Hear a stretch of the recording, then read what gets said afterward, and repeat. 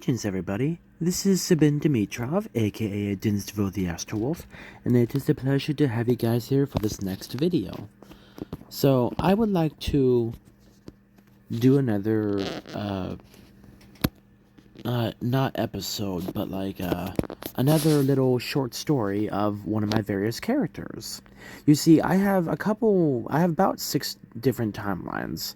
Timeline 1 is a Dinsvo the Astrowolf, who was mated to Sufti.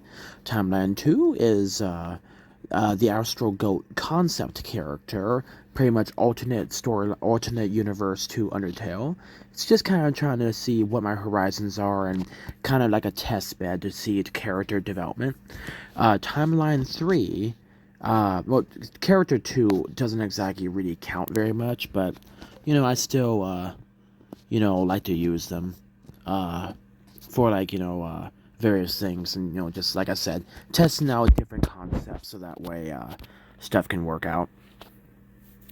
Timeline 2. Then Timeline 3 is, Sabin and Drugariu. And Drugariu is that big fuzzball female creature tribal leader, which I will be doing a short story on probably in the next few videos. And yeah, she's the very beautiful astrolic or astral, and she leads her people, and she's incredibly smart, extremely intelligent, and yeah, so she is bonded with Sabin, and this is Sabin in Timeline 3. And then number 4 is the Kivoakian timeline with the Verkhoven Prinishnik. And I will be doing little short stories on my different various characters on my DeviantArt profile of the artwork that I commissioned for my characters. And they do, and the Verkhoven Prinishnik was originally known as Sabin before he became Kivuakian. And yeah, this is based off of the Fena YouTube channel, or the Kivuakian timeline, Satellite City. Basically alternate universe as well. I like to take, unique things, not very much, but very unique things. The only thing that is completely my own is, well, actually there's a couple, is Timeline 1 and Timeline 3. Timeline 5, no, sorry. Oh, sorry, I apologize, guys. Timeline 4 was supposed to be my book, but we're just going to say Timeline 5. Timeline 5 is supposed to be my book. It is, Sabin and Sabin and, Plamuk in my book, Plamuk. I have various different names for my characters, but the baseline name is Sabin because I like it, and, it's, yeah, it works. But, yeah, remember, Timeline 1 is a Dinsvo. So, yeah. But, yeah, so, Timeline, yeah, so, in my book is Plamuk, that beautiful, creature that you guys see on my YouTube, profile. Is that, big, beautiful, fluffy snoot, big old fluffy snout. And then Timeline, 6 would be the one with Worry. Worry, the big creepy wolf. I did a couple videos on them. This is from Little Laughters, made by whatever the artist's name is. I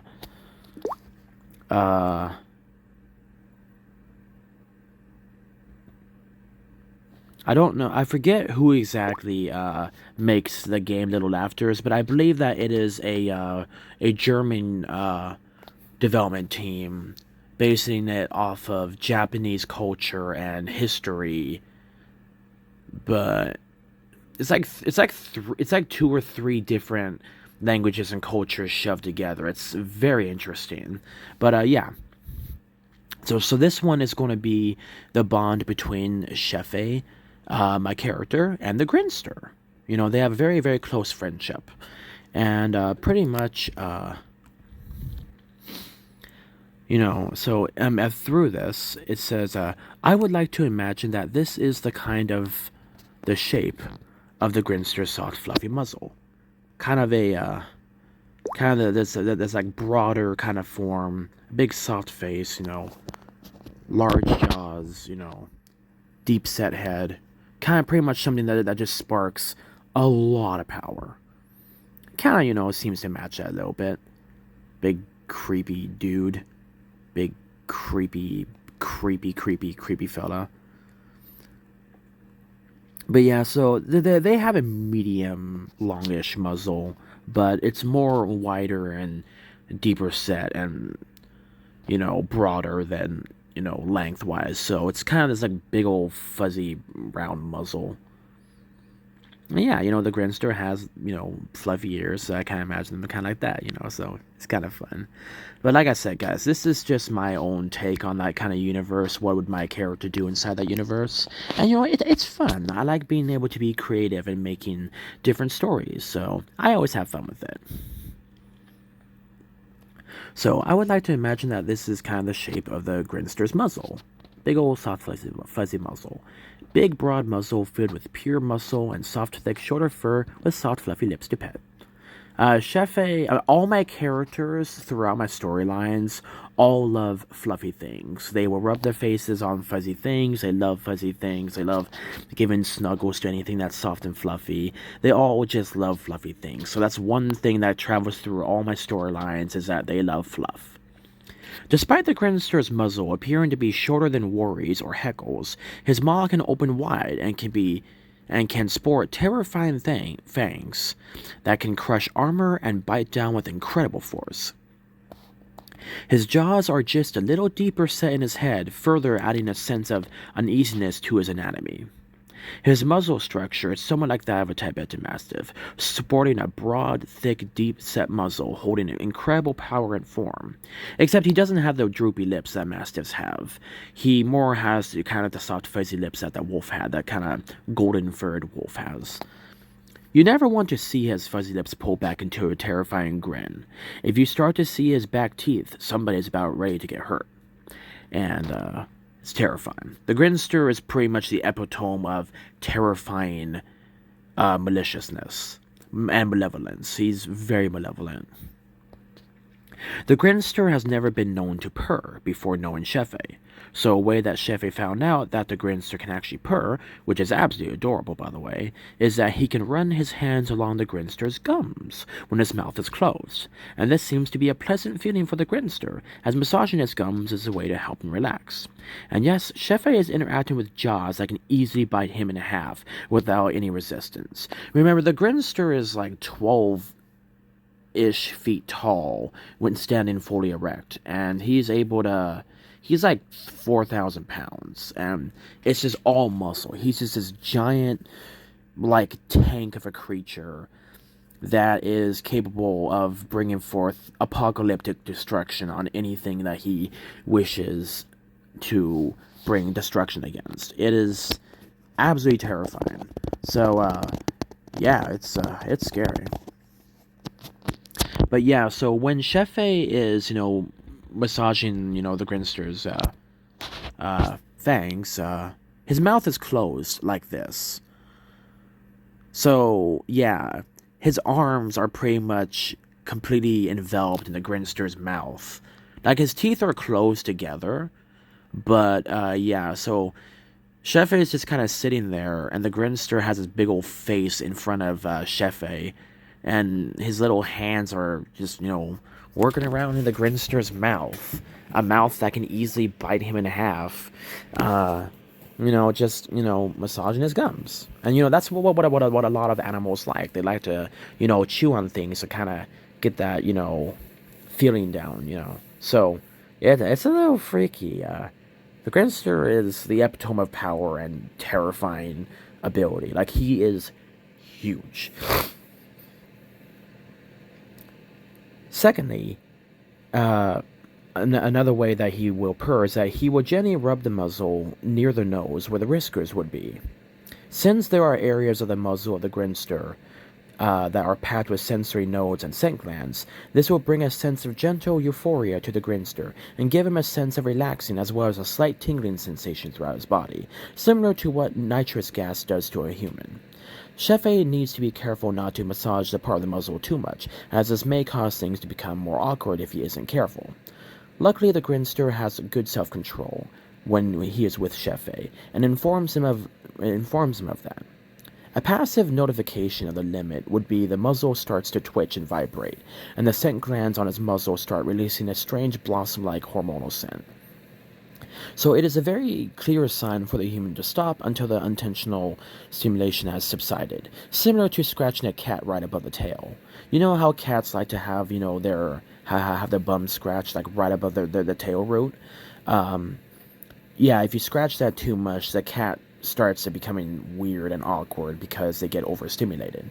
So it's always recommended when you're scratching a cat's, the cat's back right above their tail root, that you don't do that too much and you give them time to calm down before you give them scratches again, because the cat will not know how to stop, and that can make them go doofy and loopy. But yeah, so Shefe will be rubbing the muzzle kind of around this area. And that's kind of the one of the very softest parts of the Grinster. So Shefe likes to rub that because he enjoys the texture of the fur, and it makes him, it's very very soft, and he enjoys it. So yeah. Where were you? Yeah, we go. But yes, when the Grinster purrs, it's a sign of contentment. It is a sign that he is at ease and is in a temporary peaceful state, which is very seldom. So, if you see the Grinster actually with his eyes closed with a gentle smile on his face, that is very unusual and unlike him. And yeah, it's a very rare sight you would ever see of him. When he purrs, his muzzle will vibrate gently, and his chest will seem to reverberate the purring, causing his entire body to seem to emanate a strange resonance. Surprisingly, the resonance seems to send a sense of happy gas effects through the human as well, and puts the human at ease, as well as usually resulting in them both falling asleep peacefully with smiles on their faces. And it's like I said, this friendship and bond between Shefe and the Grinster is a miracle. It's literally something that would never happen without divine help. And yeah, so remember, guys, this isn't real life. It's just kind of a fun little story that I put, but it's a cute story, and I enjoy having this big terrifying evil creature being friends with this little human, and uh, them having fun despite being two polar opposites. Shefe enjoys running his hands through the thick and soft fur of the Grinster, as the tingling sensations of the fur make him feel almost calm and at peace. Snuggling into the fur and rubbing his hands through it is very cathartic and is shown to help ease worry and fear in the heart of the human. Rubbing his face on the Grinster's muzzle and chest fur is also known to help stop panic attacks and fits of psychosis. Remember, Shefe has because Shefe has been corrupted by the Grinion grafts that have been put inside of his body. So remember, I told you guys that Worry, through surprisingly very little ill intent, wanted to give Shefe a blessing.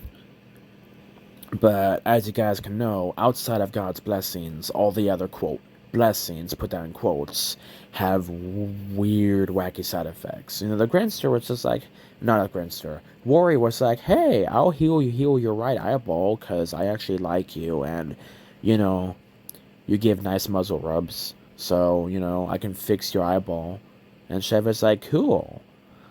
And then, Worry was like, hey, could you allow me to look through your eyeball, occasionally? Because I would like to learn more about, what you do and just what your everyday life is. And Sheva's like, okay.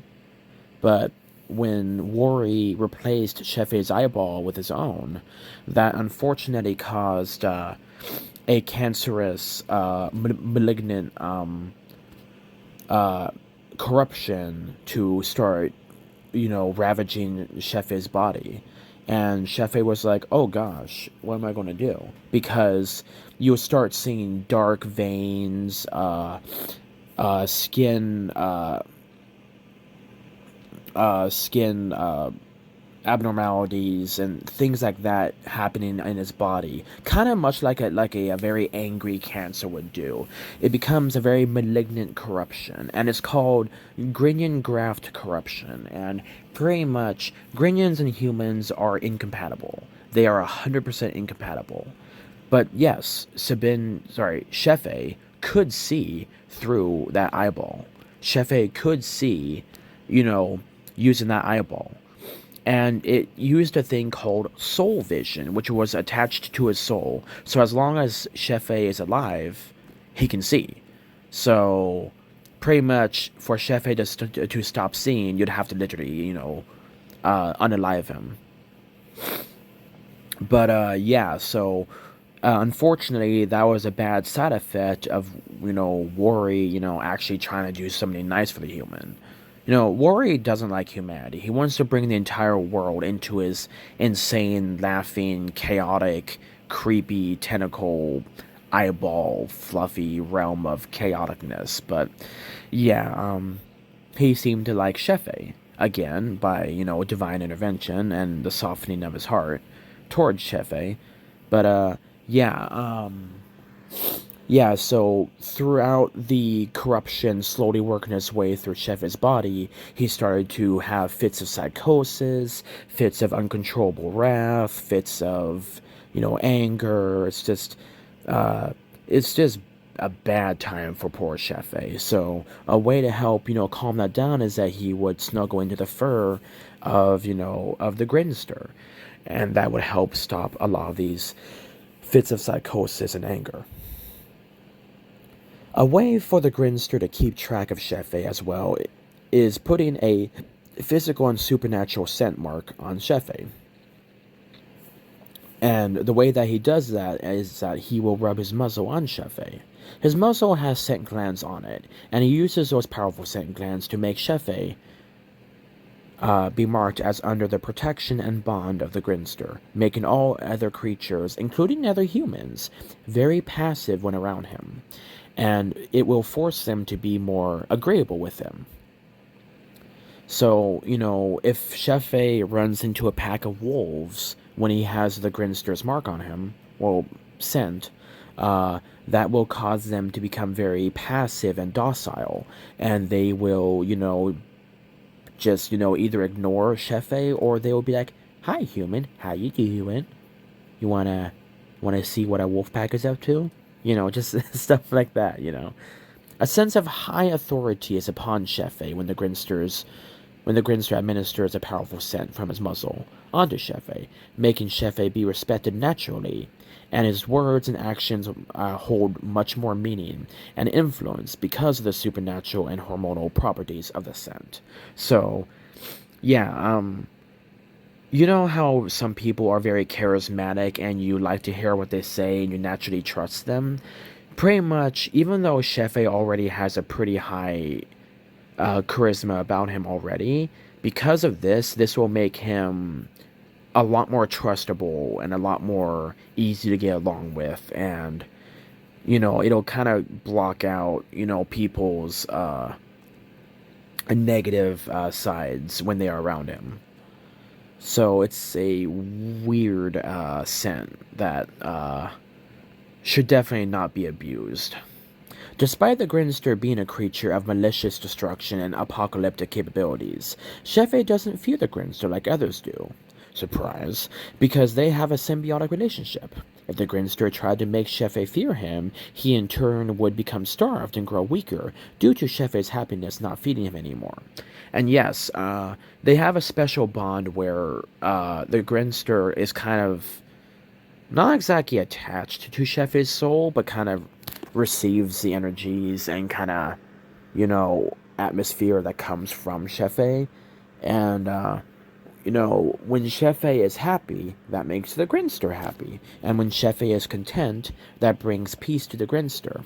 So the Grinster seeks, those positive effects, and in turn wishes to bless the human and help him.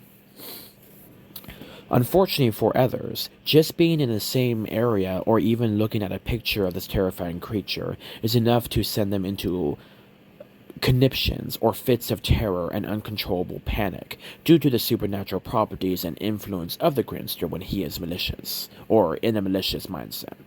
This seems to cause suffering and torment when the Grinster is in a malicious mindset. Even Worry and Son of Worry fear him. And that is terrifying. When you fear your own creation because they can royally, mess you up, that is a very powerful creation. Even though Worry, put in quotes, created the Grinster was made using naturally a male and female life force and DNA, thereby sparing the Grinster from being a pawn of Worry and giving him a soul/spirit, and being able to think for himself and run his own course if needed, and actually have his own set of morals and mindset. So pretty much he is, as sentient as a person would be born by natural conception. So he is not made like 99% of the other Grinions that Worry made, because those are just extensions of Worry's power and don't really think for themselves. Heckle, Snickers, Worry, no, not Worry, Son of Worry, the Grinster, and I think a couple others have been created naturally, so they are not, sent to, are not just pawns or extensions of Worry. They are their own creature, even though Worry created them. So the Grinster is made using a female, blah, blah, blah, give him a soul. Yep, there we go. Now, unfortunately, Worry poured as much evil and wrath into this terrifying creature that he could, but that did not override the sentient and self-sufficient nature of the Grinster, freeing him from being mandatorily damned to eternal damnation and destruction. And I'm not, saying, a cuss word. It's a biblical term meaning, in the pits of hell. So, doomed to eternal destruction and damnation. But yeah, so because of this, he has a chance that Shefe will take with full gusto. Like I said, guys, this most likely isn't biblically accurate, but it's still kind of a fun little twist on things. So yeah, don't take this seriously. Take it with a pinch of salt. It's a fun story that I have, and it's something cute that I get to make. And yes, the Grinster cares for Shefe, so he allows Shefe to play with his fur and enjoys his company greatly. He feeds supernaturally off of Shefe's happiness, and seems to gain more to himself when he helps Shefe make the right decision. So, if he helps feed Shefe spiritually, it in turn blesses him because of that. At first, he did it because he wanted more power and enjoyed feeding off of Shefe's happiness and spiritual growth. But as he worked with Shefe over the months and toward the year mark, he started to grow attached to the human and started to care about him genuinely. Or genuinely care about him. So, the Grinster has, in this storyline, has read the Bible over 1,000 times and has, tons of ancient manuscripts and, the very first, documents of the Bible being written. So, when Shefe was dealing with a hardship, he would, find, that verse or part of the scripture and tell Shefe that, and that would give Shefe, spiritual encouragement and, closer bond with God. And in turn, that, made the Grinster more happy because that made Shefe be more at peace. And when he, positively affects Shefe, that, positively affects the Grinster. But, when he started, getting to learn about Shefe more and more, he really started to appreciate Shefe for being an actual person and not just a tool to feel good.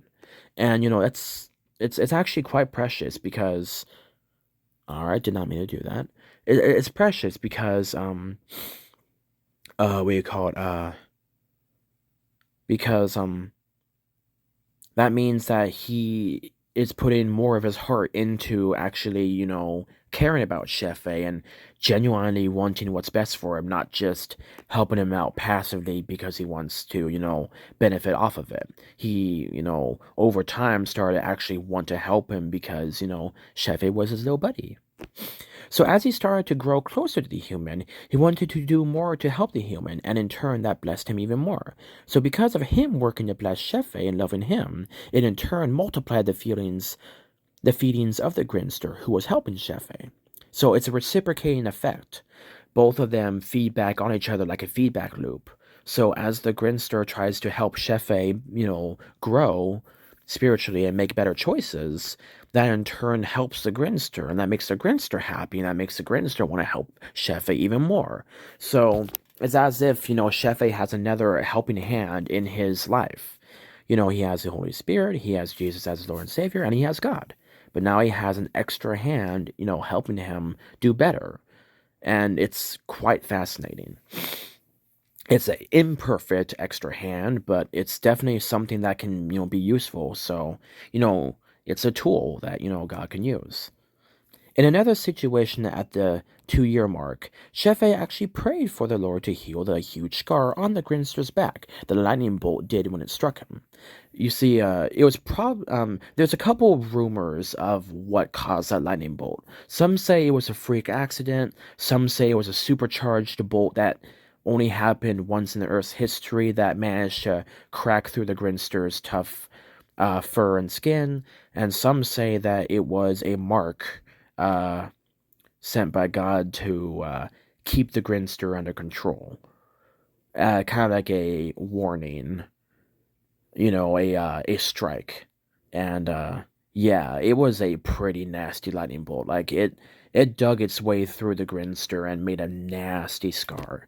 Now, it was mostly hidden up by the fur, but you could still definitely see it, and it's nasty. It's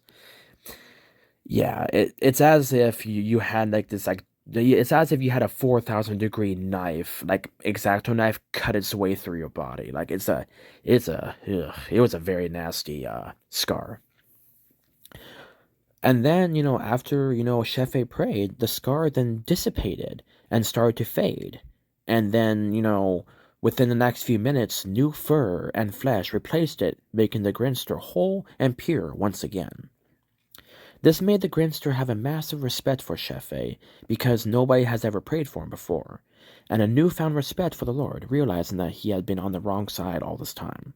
Remember, the Grinster was kind of born into chaos and evil and destruction. Like, that's kind of all he knew. The fact that he was actually able to find access to the scripture throughout his many thousands of years of being alive was monumental, and he could see humanity's progress, and he was naturally curious. He wanted wisdom.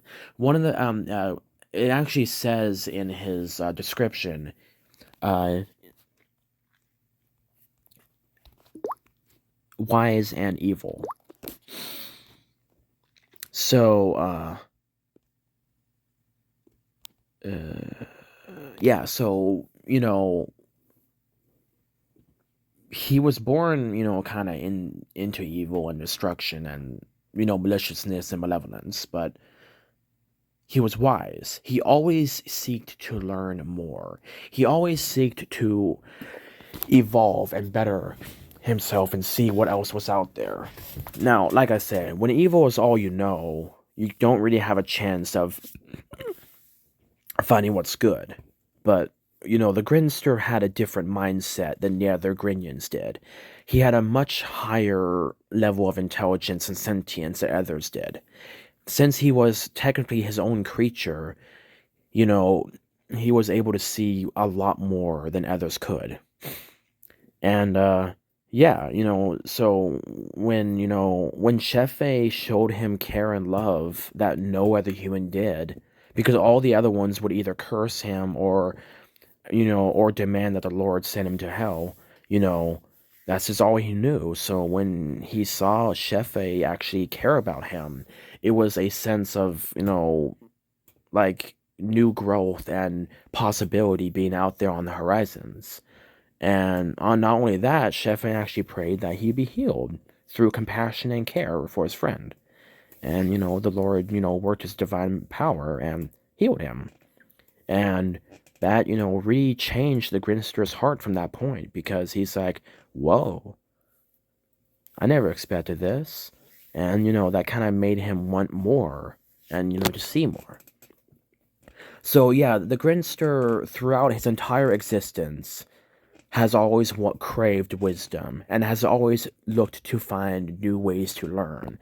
And he always wanted to find ways to improve in wisdom and to learn through experience and through the experience of others. And he would watch, you know, hundreds of humans throughout their entire lifetimes, you know, incredible philosophers, people who, would think outside the box. He would learn from extremely unique people like Socrates and Plato and other philosophers. He would he would watch Sun Tzu make his book about the guide to warfare, and like he would find all these different people and watch them and see what their thought processes were. And he would find what was proven true and what was proven not true.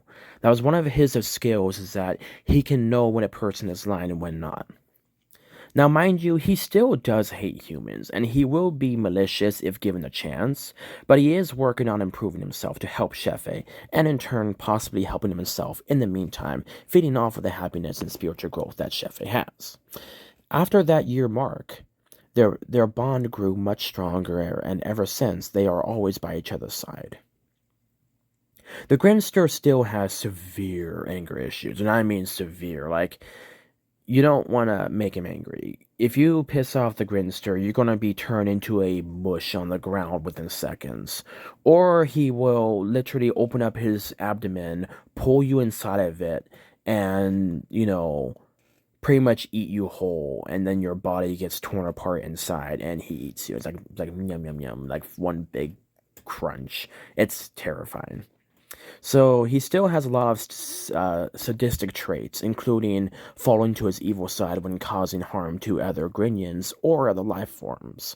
But he does manage to primarily behave when Shefe is around, and he seems to gain a sense of stability when he is with his little buddy. So that's one of the reasons why the Grinster tries to stay with Shefe as much as possible, because, Shefe is a anchor for him. It helps him have some level of stability and a thing to focus on. The Grinster has been known to eat other Grinyans. He has been known to tear other Grinyans apart. There's actually a rumor or a legend that he snapped off one of Worry's horns and stabbed Worry multiple times with it, gouging giant chunks of flesh from Worry in a fit of rage, causing Worry to have to teleport the Grinster far away from him, like thousands of miles away, to give Worry time to heal up before the Grinster came back. Like, the Grinster is a beast of unimaginable power and terrifying ability. Like, if Worry, this giant wolf, whose mouth is like almost 6 feet long, is scared of the Grinster, then that the Grinster is packing some serious heat. Yeah, and he's scary. The Grinster is, pretty much the most powerful thing under the heavens. Like, he's terrifying. Like, yeah, Worry has a crap ton of power, but yeah, when you're scared of the Grinster, who's like 1/4 your size, the Grinster is packing some powerful power. Heck, the Grinster might even be like 13 feet tall, and he's huge. The Grinster is just huge. All in all, the close and precious bond between Shefe and the Grinster is a true testament of two polar opposites making a strong seal between the two that helps both go beyond the call of duty for the other. The Grinster does have a couple absolutes that he makes sure to follow. He hates liars. He absolutely detests liars. Like, the word that means hate the most, that's pretty much what he feels toward liars. He may bend the truth or use deceptive truth, which is using other truth. It's still truth. It's still what, he's not lying, but he will present it in a way to make it go according to what he wants. So he's never lying, but he can use deception to use that. And he is a master of truthful deception. And that is a terrifying ability because, you know, you know, but he will never lie. And he will in fact severely punish anyone who lies, if not outright unaliving them. Like he will just make them stop existing. So because of this trait, Shefe knows for the most part that he can actually trust what the Grinster says. And because Shefe is learning in, wisdom as well and discernment, he can usually put two and two together to get the answer he needs. And like it is, because the Grinster benefits off of helping Shefe, he is kind of forced to not use deceptive truth, even if he kind of wants Shefe to think something. He, needs to think about the bigger picture and, go against what he wants and does, has to go for what he needs. So, he's, 99% of the time very truthful with Shefe and, is very transparent with him. And, that has helped their bond grow very much closer because Shefe also hates liars. Shefe hates, people who deceive others. So that is one of the things that they have in common. And that makes the Grinster very, very happy to have Shefe as a friend because they both share a deep hatred for people who lie. Secondly, the Grinster also loves wisdom. The Grinster's, description is wise and evil. He wants wisdom. He craves wisdom. He wants to grow smarter. And when he met Shefe, he sensed that similar want for wisdom that he had. And when Shefe, first met the Grinster was taken aback by the human and his traits. And, his powerful mind could see that Shefe had a lot of similar traits that the Grinster had. And, the Grinster was just like, huh, this is an interesting human. And, like I said, when Shefe was kind to Heckle, which the Grinster is very attached to because, he sees Heckle. Well, Heckle is sort of a half-wit. She can't really think for herself very well. She's a very, very unique creature. She's made as a concept creature by Worry, but unfortunately, the corruption in that process made it so that way her brain doesn't work normally. So she often ends up in very awkward situations, and the Grinster actually cares about Heckle, and he often has to either unalive or destroy or punish other Grinyans who try to take advantage of Heckle and her simplicity. And he, for a long time, has actually been trying to help her learn and gain sentience and has been looking to find ways to enhance her cognitive abilities. So when he saw Shefe for the first time give Heckle a smooch on the nose and, give her muzzle pets and, treat her with respect and care, that made the Grinster, you know, step back a bit and think about Shefe and, you know, uh, you know, um, Shefe, gently, would like poke different parts of, Heckle, feeling what each texture was and just kind of explored her. And, Heckle was just, was like, ooh, this person's not trying to hurt me. I'm curious about them. And, she would gently, nibble on him or, sniff him or wiggle her soft nose on his face and see what his reactions were. They both were checking each other out. And it's just a very cute moment of two unique minded individuals meeting each other for the first time and hitting it off pretty well. And, yeah, Heckle was actually taught how to give kisses by Shefe, and she will, use her soft fuzzy lips to give Shefe kisses, and it tickles Shefe because they're soft fuzzy lips. And the inside of her lips are actually also covered with fur as well. Like it's like a weird, different kind of fur. So like she has like the regular outside of fur, but then she has like weird inner fur for like her lips, where she, it's like extra sensory fur. So it's also really, really, really, really soft. So getting kisses from her feels very unusual, but very soft. And yeah, they sometimes can give each other kisses because it's just a very nice, warm, happy, fuzzy kiss. And yeah, Heckle, really likes Shefe, and you know, she, originally tried to protect Shefe from the Grinster, but when the Grinster, told her that he had no ill intent against the human, Heckle, smiled and was happy about that. And when the Grinster saw that, Heckle was trying to protect Shefe from him, that helped him kind of see Shefe in a new light. And that's kind of what sparked their first, parts of friendship.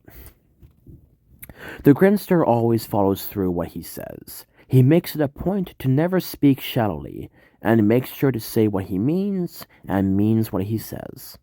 He hates double-standarded people, and he makes sure to hold people accountable to what they say, and he makes sure to hold himself accountable to what he says. The Grinster actually does not talk much, but yeah, when he does talk, you know that the words he says are true and that they hold real and true meaning. Number 3. The Grinster is usually a very quiet and solitary fellow that speaks seldom and often responds with grunts, grumbles, growls, certain vocalizations, or even chirping. The Grinster, yeah, this giant creature can actually chirp. It's like, what the heck? Now, just as a reminder, guys, this is not my character. It is my own take on this character through a alternate timeline. So I'm not, taking this as my own story. I'm not taking credit for the Grinster. I am just putting my own twist on the story and putting my own self in that, and it's fun. The Grinster stays silent, and his movements are fluid and precise and deliberate. He does not waste excessive energy on things that are not needed. He is extremely practical, extremely cold, and extremely precise. He thinks logically, and he handles things with the utmost scrutiny, making him an absolutely terrifying individual, because you don't know what he is thinking, and you don't know what he is going to do next. Usually when the Grinster is doing his own thing, or just kind of staring off into deep thought, his head will bob up and down like it does in the animation. And, he will just kind of think to himself, usually with a thoughtful expression like this, not like this. If you see this coming after you, you're screwed. And, there's no hope for you. But yeah, so he has big eyeballs. Very big peepers. But yeah, so whoa, shut up. That's loud. Oh my gosh, that scared me. So pretty much he will, sit there just kind of in deep thought with his head bobbing up and down, but with a more of a thoughtful expression like this. This is kind of primarily what his expression looks like.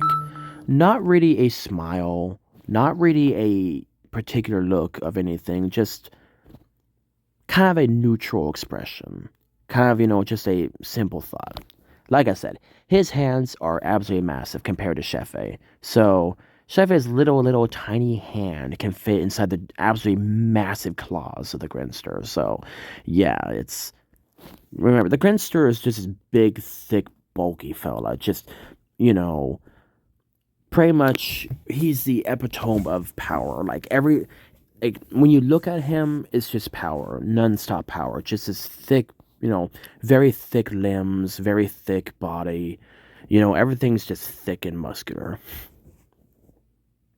But yeah, so he'll have kind of a look like this on his face, just kind of, thinking thoughtfully, a very ponderous fella.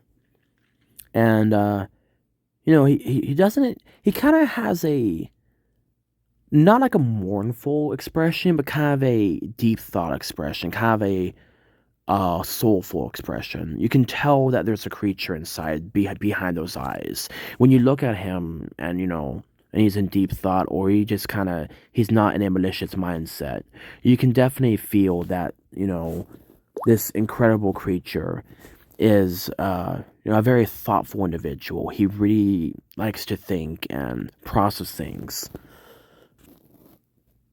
And, yeah, it's just, yeah. So, yeah, he'll sometimes, bare his fangs a little bit in thought, but, he'll kind of just return to kind of this, like, you know, gentle expression. And you wouldn't expect a creature like this to have a gentle expression, but, in my storyline, he naturally has a gentle expression when he is by himself or when he is with a Grinion that he cares about.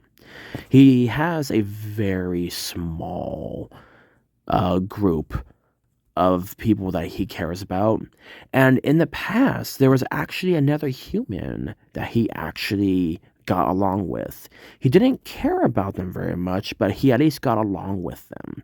And they held their camaraderie to the grave. And when that human died, so did the story of that person die as well, except with the Grinster. And the Grinster keeps those memories in a special memory crystal, so that way he can replay them whenever he wishes to look back on it. The Grinster is usually a very quiet and solitary fellow that speaks seldom and often responds with grunts, grumbles, growls, certain vocalizations, and even chirping. The Grinster stays silent, and his movements are fluid and precise and deliberate. He does not waste excessive energy on things that are not needed. He is extremely practical, extremely cold, and extremely precise. And, whoops, I already read that, sorry. But yeah, number 4. The Grinster does not laugh. He chuckles instead. Unlike other Grinions, he doesn't spread laughter to spread Warrior's influence. When he chuckles, it can mean a couple different things, depending on the situation. But if he is chuckling at you and his eyes are glowing and he bares his fangs, only God can save you at that point. But always remember this, he very seldom chuckles and usually is extremely quiet. Only the sounds of his breathing can really be heard. Or, the clacking of his claws on the ground. But he can actually retract his claws, and you can just hear very gentle taps of his paw pads on the ground. 5. There are reasons why he is known as the Silent One and is feared by all. Part of the reason silence is so scary is that it creates a sense of anticipation or anxiety depending on what you're hoping to expect. Without oral cues to alert you to what's going on, anything seems possible. Quiet people are not transparent. They don't think out loud. They observe first and talk once they have something to say, usually purposeful. I suppose in some way it seems threatening and unsettling to some because they aren't the predictable type, and you can't understand or read their intentions. A few more reasons why the Grinster is so effective without saying a single word. Number 1. Silence at the proper season is wisdom, and better than any speech. Plutarch said that. And that was one of the people that the Grinster paid attention to. Number 2. In the end, we will remember not the words of our enemies, but the silence of our friends. Martin Luther King Jr. Number 3. Silence is one of the hardest arguments to refute. Josh Billings. And that's one of the reasons why the Grinster is extremely quiet. Whenever somebody tries to rile him up, he usually doesn't say a thing. He might pound you into dust, but, he won't say something, usually. You might hear him growl or even roar at you, but that's it. Like, he actually does not say much at all. And he is known to be the most articulate and well-versed and educated of all the Grinions by far, putting even the most articulated and intelligent and educated, human mind to shame. Like the Grinster, if you really wanted to have a deep conversation with him, would put you to shame. Like that is just how advanced he is. Number four, true silence is the rest of the mind. It is to the spirit what sleep is to the body, nourishment and refreshment. William Penn. Another person that, the Grinster paid attention to. So, the Grinster, because he is quiet, that allows his body and his mind to stay quiet. And he observes things and listens. All you can hear is his gentle breathing and the occasional twitch of a muscle. That's it. He's a very quiet individual. Despite being so big and powerful, he can appear out of nowhere and you would never know he's coming. Number five, we need to find God, and he cannot be found in noise and restlessness.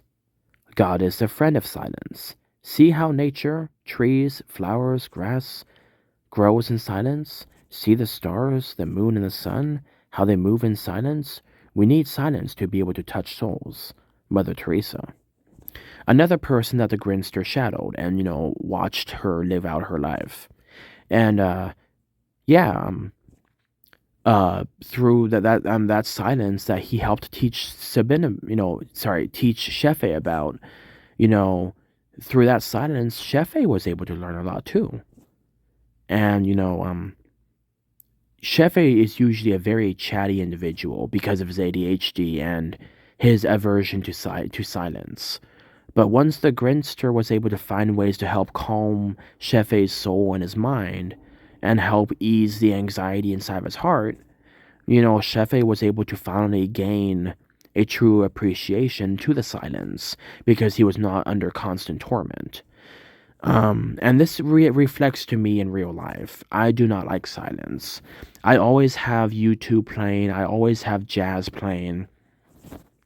Silence to me is scary because, when I was younger, I actually did have some kind of oppression, some kind of spiritual attack upon me. And it's scary because I would hear voices, I would hear very scary things when I was very young. And when I was adopted from Bulgaria, at age, 3, it was terrifying. When I was a very, very messed up kid. And some of that trauma still lives with me to this day. And one of those things is I cannot be in pitch black and I cannot be in silence. When things are silence, bad things start to happen. And when things are dark, very evil and scary things start to be seen. So that's one of the reasons why I do not like silence. So, yeah. I may not say much, but I always have something going on in the background because I do not like silence because bad and scary things start to happen.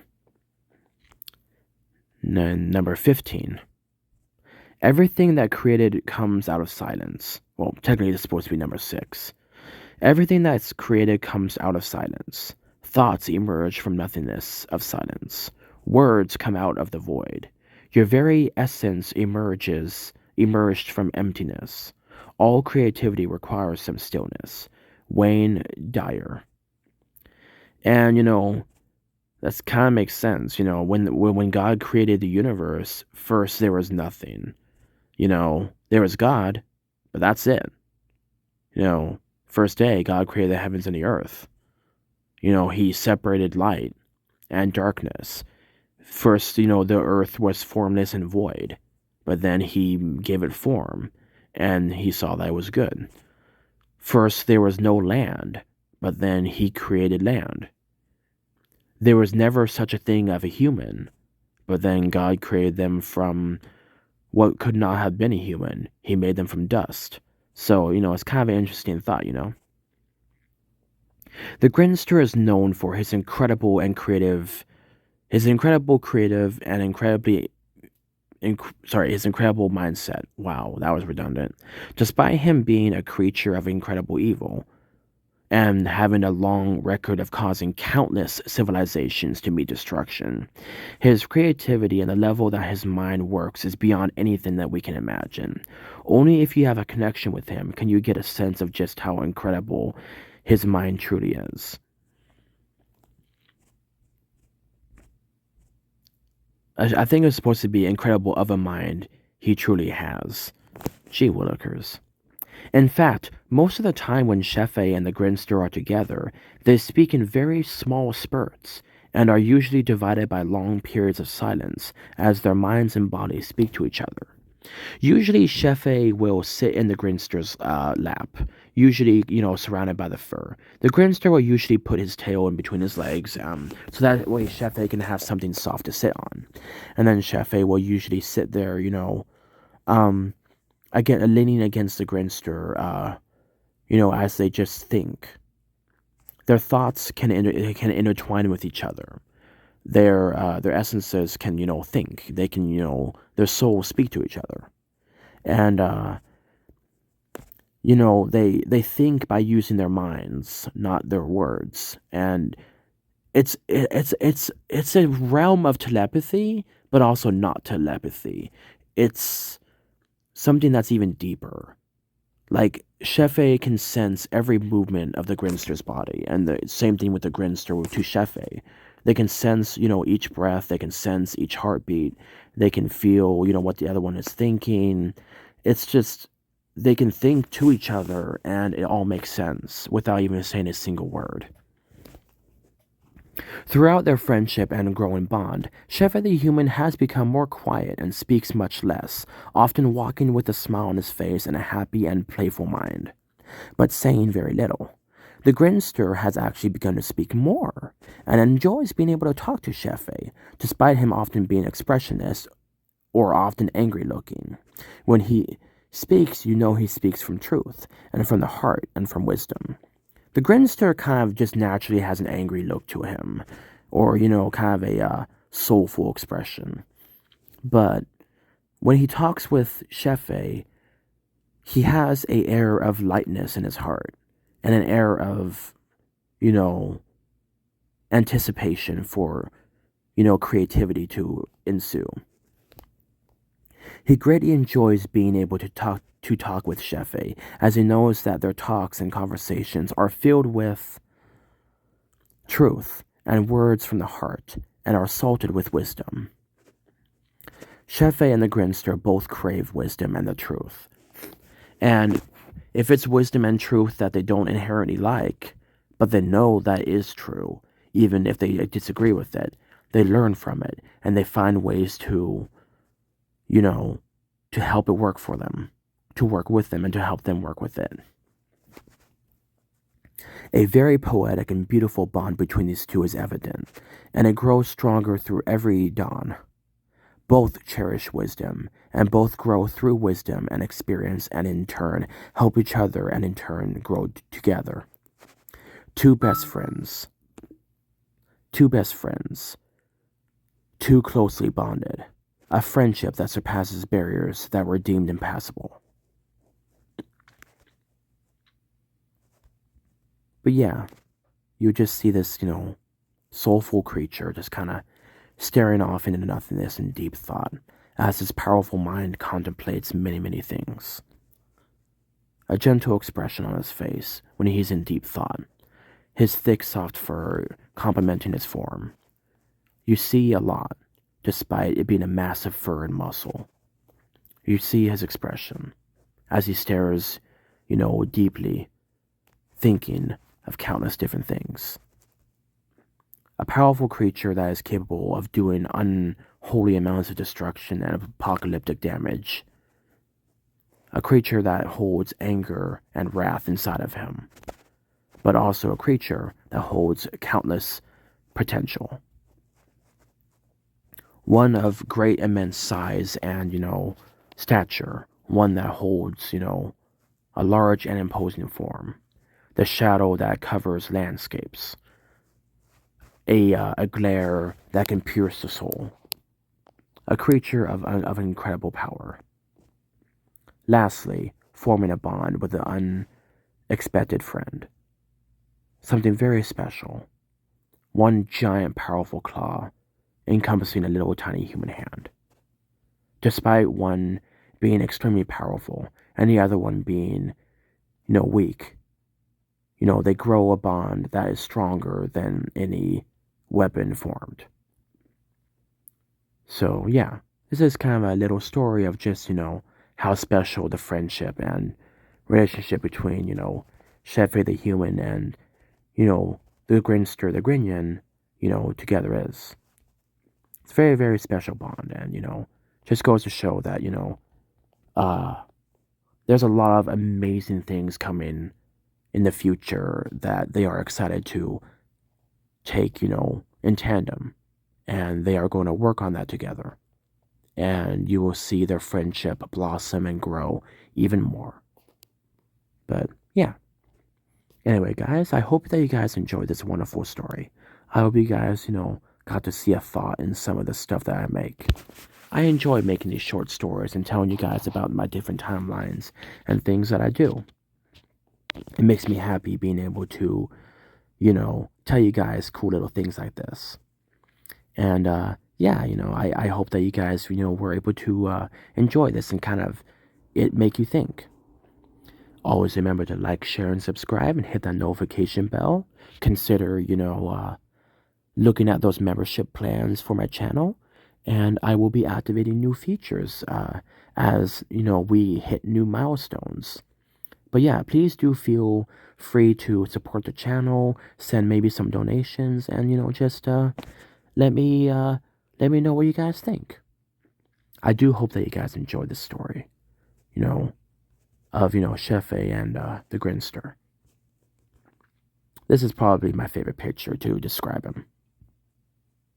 It's a very, very beautiful picture, and I really like it. But yeah, anyway, you guys stay awesome, and always remember, God bless, and keep being those awesome Wolfpack members. Without you, this channel would not be here today. Without God's blessings, this channel would not be here today. I appreciate God, I appreciate you guys, and I appreciate this amazing Wolfpack. You guys keep subscribing and keep sharing my stuff around, and we can turn this channel into something amazing. See you guys in the next one.